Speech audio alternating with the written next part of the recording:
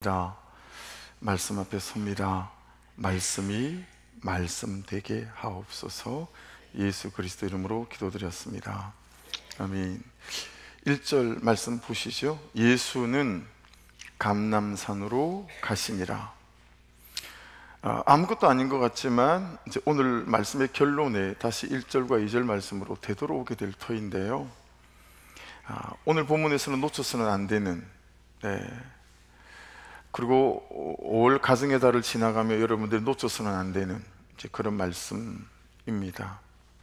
문자적으로 감람산은 엘라이오로스라고 해서 말 그대로예요. 감람나무가 있는 산이기도 하고 감람나무 열매가 나오는 그런 산이기도 합니다. 그런데 의미는 좀 사뭇 다릅니다. 예수님은 감람산에서 쉬셨고 또 감람산에서 기도하셨어요. 하루 일정이 끝이 나잖아요.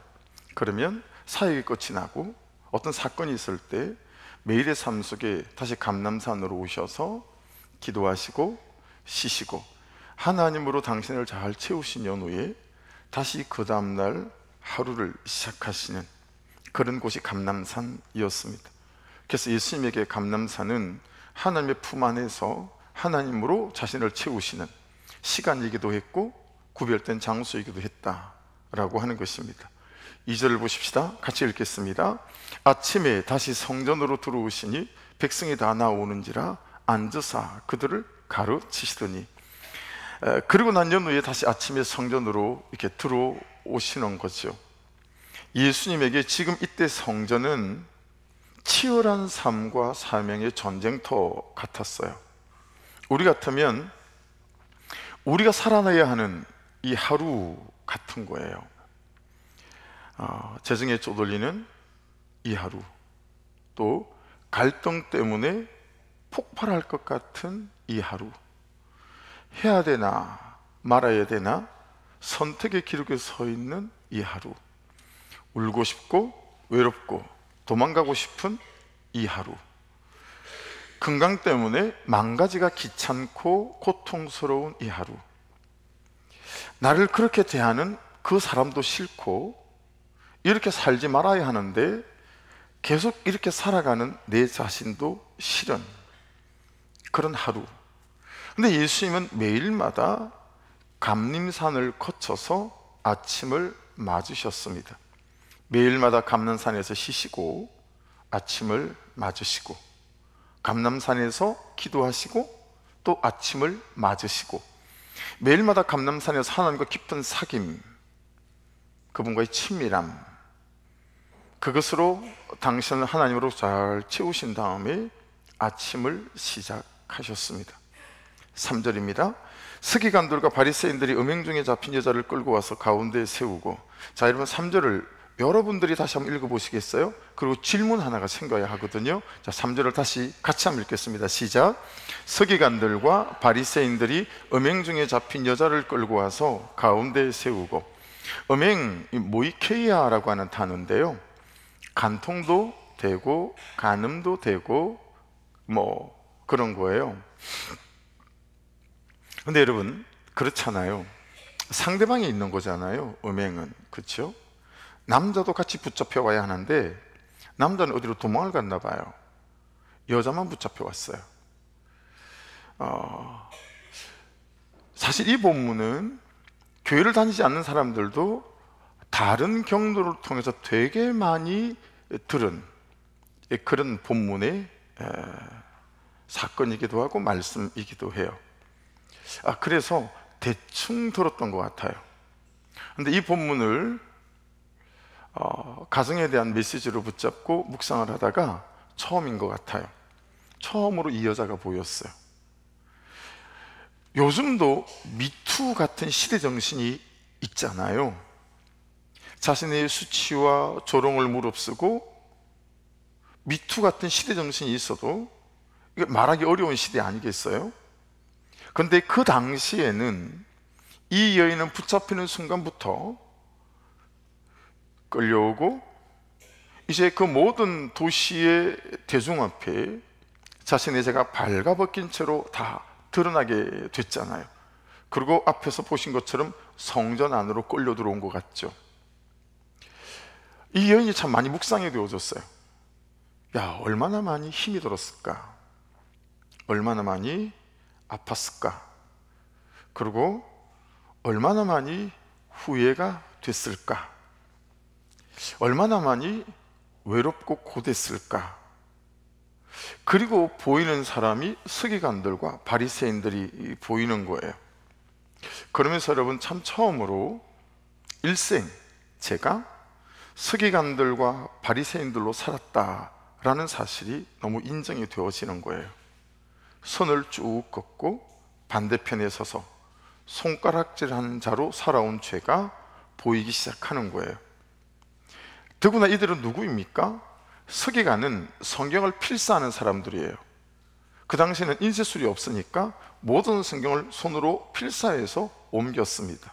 서기관들은 고군만 하는 사람들이니까 얼마나 말씀을 많이 알았겠습니까? 말씀을 최고로 아는 자들로 스스로 자부했고, 그리고 세상이 그렇게 인정해 주었습니다.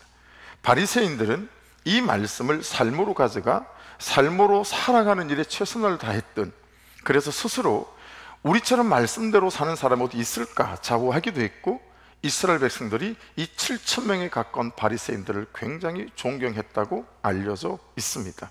말씀을 알고 말씀을 삶으로 사는 일에 아직 저는 그 발끝도 못 따라가는 사람이겠지만, 선을 긋고 그 반대편에 서서 알량한 지식으로 사람들을 가르치고 판단하고 정죄했던 목사로서의 삶은 1등을 줘도 아깝지 않은 삶을 살았으니 저의 이 재패가 아깝지 않다 생각했어요. 일생 선을 긋고 반대편에 서서 손가락질하며 살아온 죄, 그게 한 주 동안 오늘 주일 설교 말씀을 묵상하고 준비하며 제게 발견된 큰 죄패였습니다. 혹시 여러분들의 집에 저 같은 이런 사람들이 살고 있지는 않으십니까? 선을 긋고 반대편에 서서 손가락질하며 그렇게 판단하고 정죄하며 살아가는 사람 혹시 없으십니까? 혹시 여러분은 그런 사람은 아니십니까? 제가 그런 죄인이기에 서기관들과 바리새인들을 더 나쁜 놈으로 막 몰아가서 사실은 행여마다 붙잡힌 이 여인 같은 저의 죄를 어물쩡 덮어가려는 악함이 저에게 있음도 보게 되더라고요. 여러분은 그렇지 않으세요? 이 후회하고 아프고 외로운 여인을 묵상하면서 깨달은 것이, 야, 나는 참 죄가 쉬운 사람이구나, 그리고 나는 참 죄를 가볍게 생각하는 사람이구나, 그리고 나는 참 죄에 빠른 사람이구나, 그리고 나는 이런 죄들이 참 깊은 사람이구나 라는 것들을 깨달을 수 있었던 것 같습니다. 우리가 오늘 말씀에서 놓치지 말아야 될 지점은 구속사의 복음이 있는 사람의 죄의 들킴과 구속사의 복음이 없는 사람의 죄의 들킴의 완전히 다른 끝의 차이입니다. 여러분, 구속사의 이 복음이 없는 사람들의 들킴은 후회로 끝나기 십상이고요, 아프고 외로운 것으로 상처로 끝나기 십상이죠. 근데 문제는 아무리 아파해도 또 오는 죄를 못 이깁니다. 아픔은 아무리 후회해도 또 다시 찾아올 정욕이라는 죄를 후회는 절대로 못 이깁니다. 많이 후회해 보셨죠? 죄 짓고 많이 후회해 보셨죠? 근데 여러분, 그 후회가 내일 다시 찾아오는 정욕이라는 죄를 이기던가요? 절대 못 이깁니다. 여러분, 죄를 짓고 나면 그냥 외롭습니다. 근데 여러분, 그 외로움은 또다시 내일 모레 찾아올 외로움을 절대 이길 수 없다라고 하는 것입니다. 그렇게 후회하고 그렇게 아파했는데도 다시 그 죄들을 시도하고 다시 그 죄를 시작하고 다시 그 죄에 붙잡힌다라고 하는 거죠. 그러나 구속사의 복음이 있는 사람들에게 죄의 들킴은 멈출 수 없는 죄의 멈춤이라는 감사가 그 결론이 됩니다. 그러니 들킨 사람은 감사고 안 들킨 사람은 회개해야 하지 않겠습니까? 그리고 우리는 죄로 들킨 사람을 살리는 사람이 되어야 하지 않겠습니까? 죄만 들킵니까? 아무리 감춰도 우리의 성품은 들킵니다. 몰랐는데 결혼해서 살아보면, 그렇죠? 성품이 들켜요. 아무리 안 그런 척해도 우리의 성질도 들킵니다. 아무리 속이려고 해도 우리의 나쁜 감정과 상처에 기반한 불순한 태도는 다 들키게 되어져 있습니다. 그런데 우리는 들킨 아내의 성품을 그를 죽이는 데만 써요. 넌 어떻게 여자가 그 모양이니? 그 들킨 성품을 붙잡고 아내를 죽이는 데 쓰지요. 우리는 그 들킨 남편의 태도를 가지고 그를 공격하고 무시하는 데 씁니다. 제가 그랬던 것 같아요. 지금도 그리 살아가는 죄가 있습니다. 일생선을 긋고 반대편에 서서 손가락질하며 살아온 죄. 그래서 여러분, 내 죄를 보는 큐티는 너무너무 중요합니다.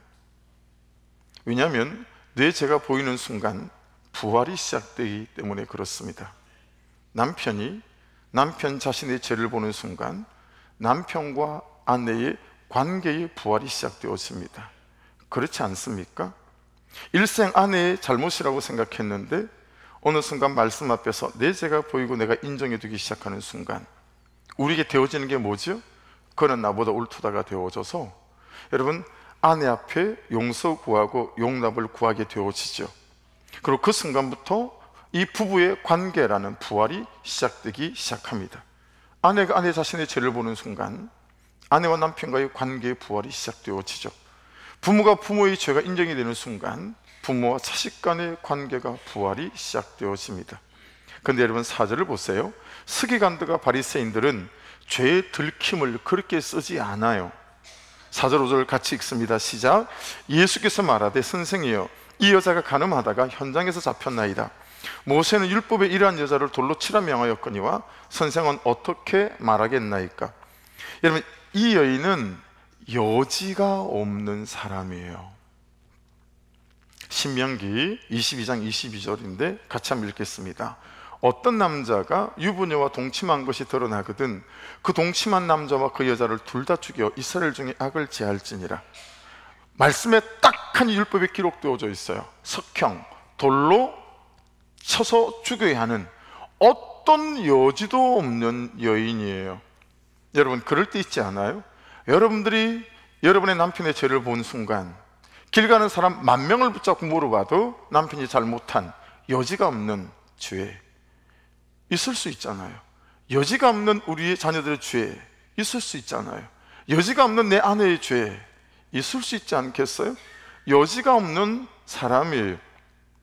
지금 말씀은 누가 봐도 여지가 없는 명백한 잘못이 있는 그 사람에 대하여 우리에게 묻고 있는 거예요.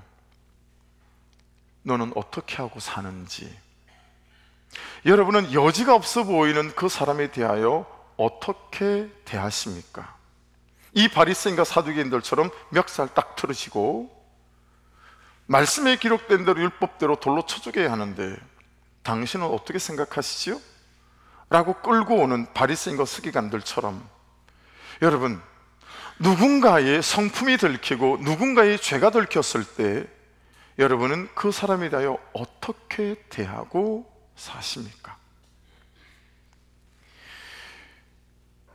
여러분, 우리가 잘 서는 자리가 어떤 자리입니까? 제3자의 자리입니다. 지금 바리새인과 서기관들은 자신들은 쏙 빼내고요, 이 여인만 이게 이제 쏙는 거죠. 말씀이 여러분 우리를 초대하는 자리는 잘 기억하십시오. 항상 의자가 2개밖에 없어요. 말씀이 우리를 초대할 때 의자가 3개인 적은 단 한 번도 없어요. 잘 기억하셔야 합니다. 오로지 말씀과 나예요. 오로지 말씀과 나입니다. 그런데 우리는 자꾸 내가 의자 하나를 들고 가서요, 말씀 앞에 그 의자를 놓고 그 사람을 앉혀요. 그러고 나는 빠져요. 그래서 말씀과 그가 되게 만듭니다. 말씀과 남편이 앉게 만들고, 말씀과 부모님이 앉게 하고, 말씀과 자녀가 앉게 하고, 말씀과 그가 앉게 하고, 그러고 나는 제3자의 자리에 앉아서 봐봐, 여기 봐봐, 이러는 거죠. 말씀에 비춰보면 당신이 얼마나 나쁜 놈인지, 틀렸는지 고집쟁인지 자기 견해로 똘똘 뭉친 사람인지 제발 말씀에 비추어서 당신을 좀 봐봐. 그게 우리의 큐티 아니었습니까? 그게 우리의 예배이고 우리의 신앙생활 아니었었습니까?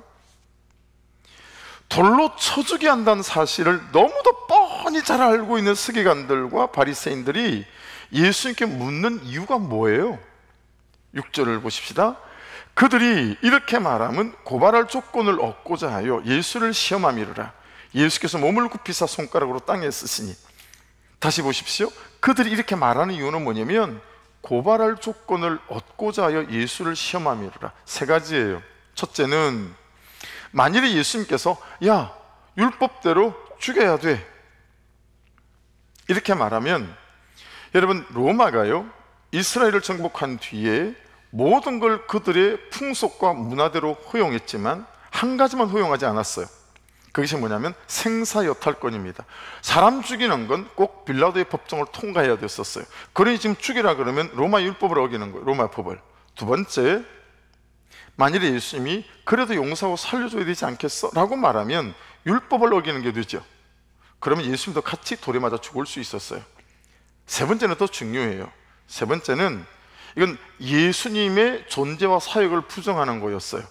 죽여야 된다 그러면 그렇게 사랑을 말씀해 오시는 예수님의 모든 공생의 사역과 말씀이 다 부정당하게 만들어서 예수님을 거짓말쟁이로 만드는 거죠. 근데 주님이 대답을 안 하세요. 다 아시고. 어떻게 하시죠? 예수께서 몸을 굽히사 손가락으로 땅에 쓰시니.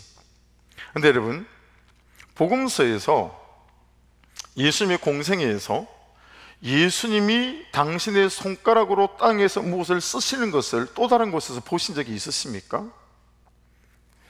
여러분, 이곳밖에 없어요. 예수님께서 당신의 손가락으로 무엇을 쓰셨다라고 하는 기록은 사복음서에 여기 있어요. 우리 싱킹 한번 해보십시다. 묵상. 예수님은 땅에다 무엇을 쓰셨을까요? 무엇을 쓰셨을까요? 여러 해석이 있어요. 우리의 가장 익숙한 해석은 뭐죠? 예수님께서 그게 모인 한 사람 한 사람의 죄를 쓰셨다라고 하는 거죠. 제가 서기관과 바리새인 중에 같이 서 있는데 저의 죄를 땅바닥에 썼는데 나만 알고 있는 죄인데 예수님이 쓰시는데 깜짝 놀란 거죠. 그리고 내가 총총히 도망을 가는 거예요. 그 다음 죄를 썼는데 여러분 죄를 하나씩 하나씩 아무도 모른다고 생각한 죄를 쉽게 쓰시는 거죠. 그래서 어른들로부터 젊은 자들까지 다 도망을 갔다. 많이 들어보지 않으셨습니까? 우리가 가장 익숙한 해석이에요. 그런데 여러분, 충분한 이해를 주고 유추해 볼 수 있는 성경적 해석이지만 이 성경적인 근거가 좀 부족해요. 그래서 이게 맞다라고 성경학자들, 말씀을 연구하는 학자들에게는 이게 많이 지지를 받지 못해요. 은혜는 되지만. 말씀을 다시 한번 볼게요. 예수께서 몸을 굽히사 손가락으로 땅에 쓰시니. 무슨 글씨를 쓰시는데 땅에 무엇으로 쓰셨습니까? 손가락으로 쓰셨죠. 근데 여러분, 이 말씀이 구약에 그대로 있어요. 자, 출애굽기 31장 18절인데 같이 한번 기억에 남기기 위해서 같이 한번 읽어보겠습니다. 시작. 여호와께서 시내 산 위에서 모세에게 이르시기를 마치신 때에 정급한 돌을 모세에게 주신 이는 돌판 이유 하나님이 친히 쓰신 것이더라. 여러분, 하나님이 뒤에 이를 제가 달아놨죠. 여러분의 성경을 보시면 전부 다 여기에 2 또는 1 풋노트가 달려 있어요. 그 밑에 보시면, 성경책의 밑에 보시면 뭐라고 되어져 있냐면 손가락으로 이렇게 되어져 있어요. 손가락으로. 그러니까 그런 거예요. 하나님께서 쓰시는데 하나님의 손가락으로 쓰셨다라는 거죠. 하나님이 모세에게 준 전급판이 뭐죠? 십계명이죠. 근데 하나님이 십계명을 돌판에 새길 때 하나님이 직접 하나님의 손가락으로 쓰셨다라는 거예요. 여러분, 하나님께서 십계명에 돌판에 십계명을 새길 때 한 번 쓰셨나요? 두 번 쓰셨나요? 두 번 쓰셨어요. 첫 번째 쓴 돌판을 가지고 내려갔는데 아론이 이스라엘 백성들하고 함께, 모세가 빨리 내리지 않는다고 여러분 금붙이를 모아다가 금송아지를 만들죠. 그리고 금송아지가 하나님이라 그러며 막 우상 숭배를 하고 있는 거죠. 그 모습을 보고 하나님이 진노하셨어요. 진멸하시려고 하실 때, 그것을 막았을 때 모세가 이 십계명 돌판을 백성들에게 집어 던지지 않겠어요? 쪼개졌어요. 그리고 다시 하나님이 십계명 돌판에 손으로 쓰셔서 두 번째 주신 십계명 돌판을 들고 모세가 내려왔던 거거든요. 근데 여러분 8절을 다시 한번 보실까요? 오늘 본문, 다시 몸을 굽혀 손가락으로 땅에 쓰시니, 예수님도 이때 예수님의 손가락으로 두 번 쓰셨어요. 그래서 여러분 성경학자들은 이때 예수님이 땅에 쓰신 것은 십계명이다라고 봅니다. 여기에 어떤 학자들도 이의제기를 하지 않습니다. 7절을 보실래요? 그들이 묻기를 맞이 아니하는지라 이에 일어나 이르시되 너희 중에 죄 없는 자가 먼저 돌로 치라 하시고. 좋다, 그렇게 하자, 율법대로 하자. 근데 조건이 있다. 이 십계명에 비추어서 죄 없는 자가 먼저 돌로 치는 걸로 하자. 누가 먼저 할래? 근데 이 사람들이 미동도 하지 않는 거죠. 예수께서 다시 쓰셨어요. 십계명 1계명부터 10계명까지를 다시 쓰실 때 그들의 주의가 집중되어졌겠죠. 그리고 예수께서 다시 말씀하시는 거예요. 자, 니들 말대로 하는데 이 십계명에 비추어서 죄 없는 자가 먼저 돌로 치자. 누가 먼저 심판관이 되겠니? 라고 묻는 거죠. 여러분, 무슨 말입니까? 이 현행범으로 잡혀온 이 여인이나 이 서기관들이나 바리새인들이나 너희가 다 똑같은 죄인이다 라고 하는 거죠. 우리 가정에 너무 많은 심판관들이 있지 않습니까?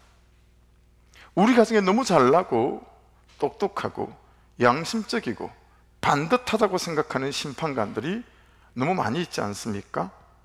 그래서 성실한 사람일수록, 여러분 태도가 반듯한 사람일수록, 실수가 없는 사람일수록 오늘 이 본문의 서기관들과 바리새인들의 자리에 앉지 않는 은혜가 있기를 주의 이름으로 축복합니다.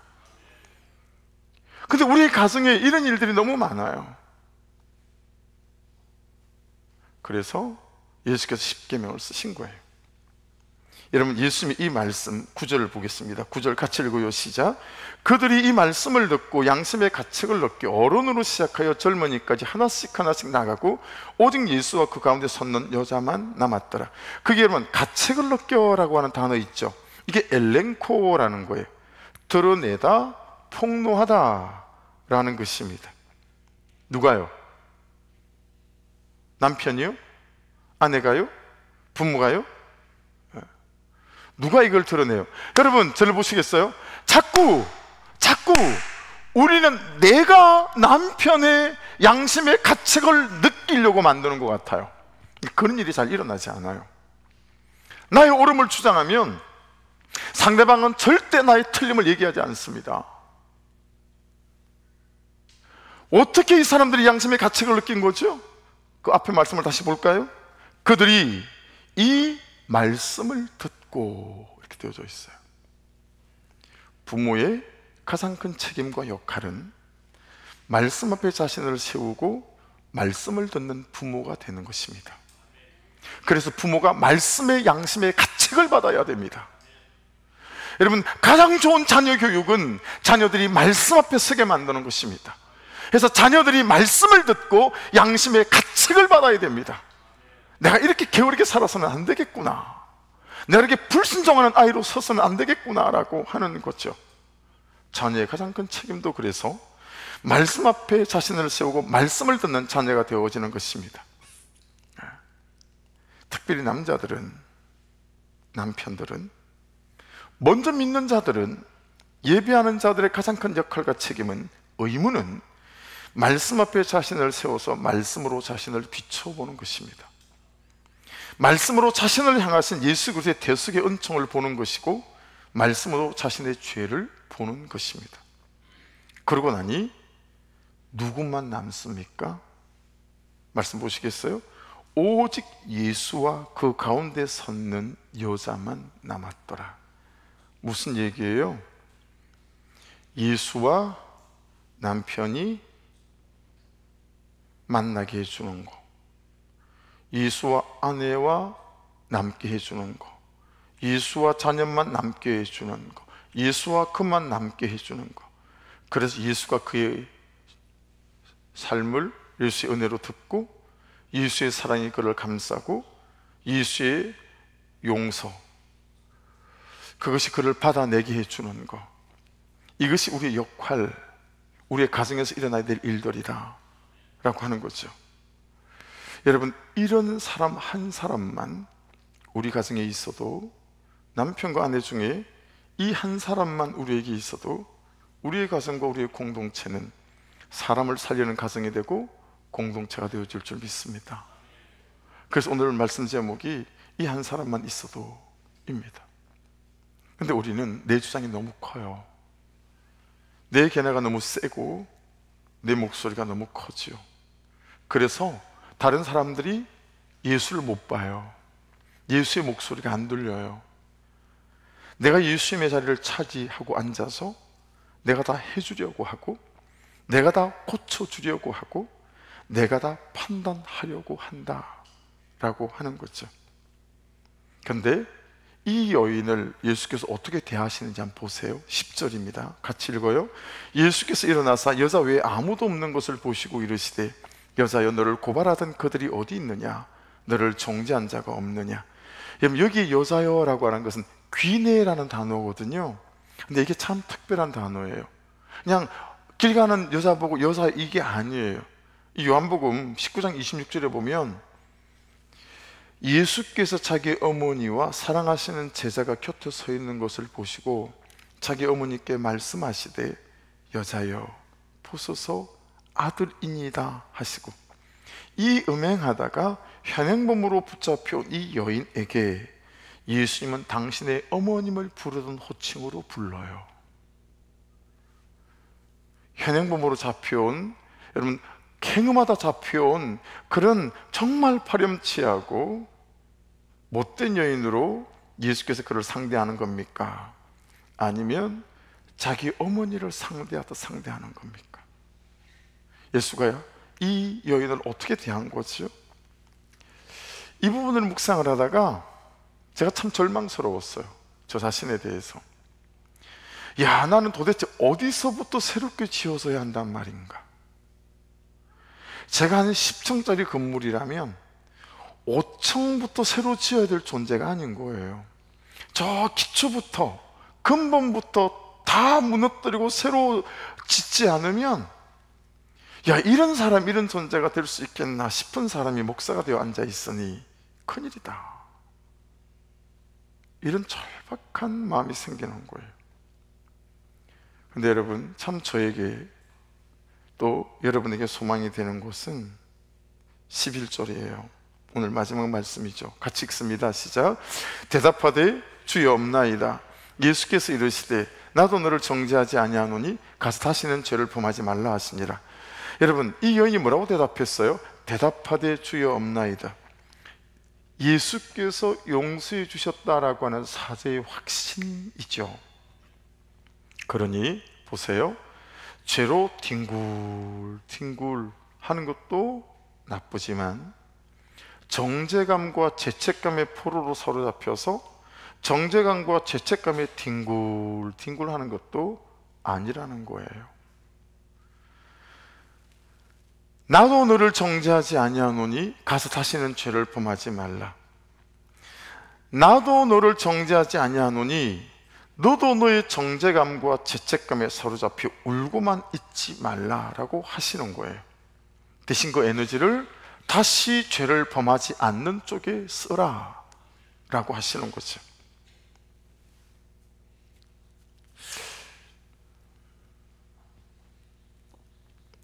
나의 죄를 말할 수 있는 한 사람만 있어도.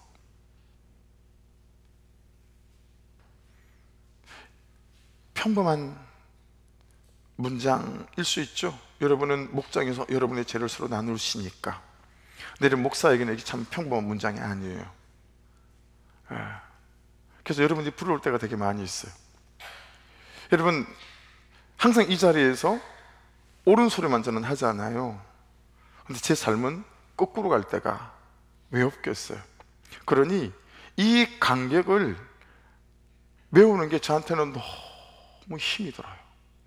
그냥 말하는 대로 내 삶도 같이 가면 더할 나위 없겠으나, 말은 번지르하게 강대상에서 하고 있으면 내 삶은 저렇게 가고 있을 때가 많다라는 거예요. 그러니 여러분, 어떤 때는 내 죄를 말할 수 있는 한 사람만 있어도, 여러분, 목장을 쉽게 생각하지 마십시오. 진짜 선물 같은 거예요.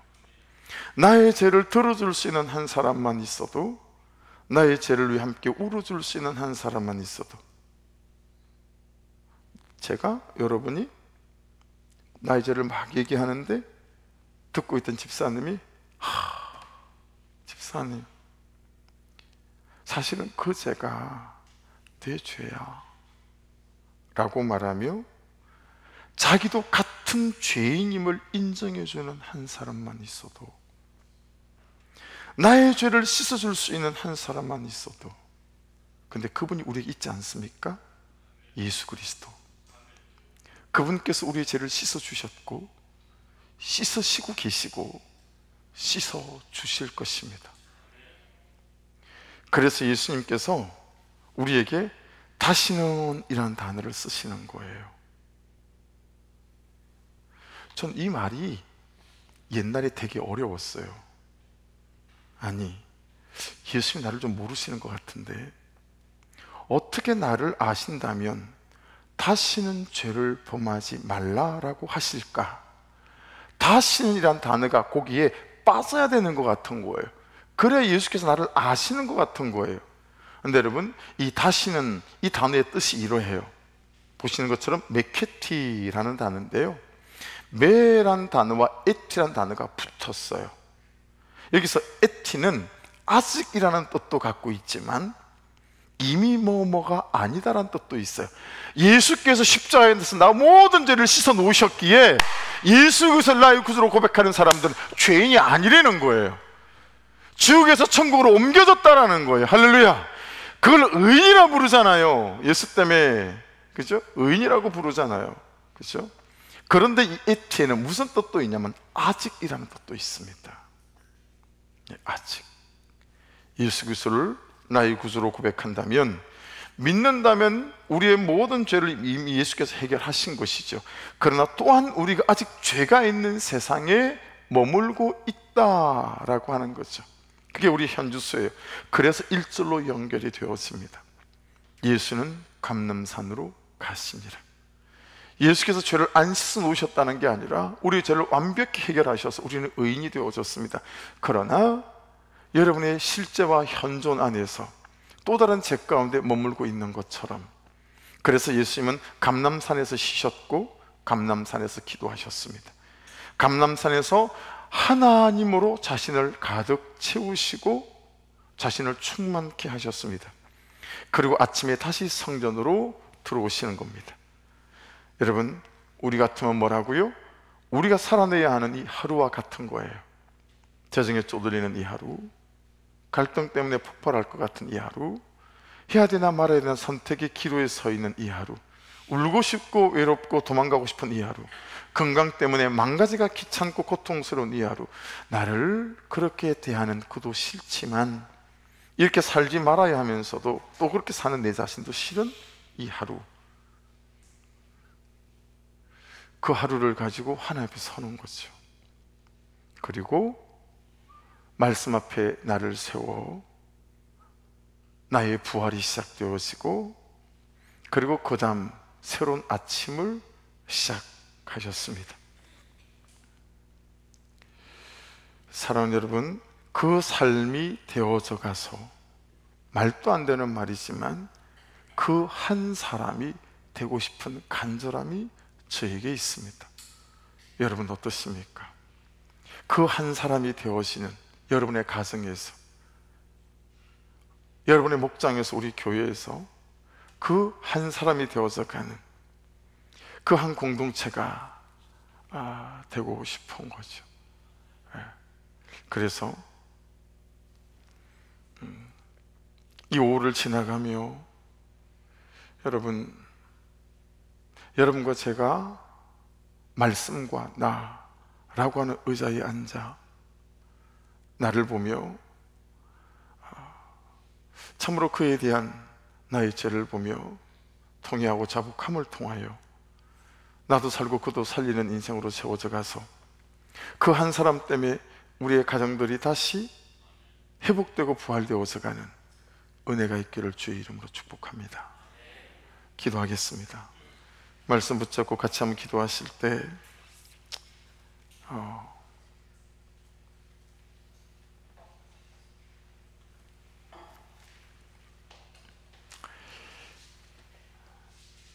일부 예배 때는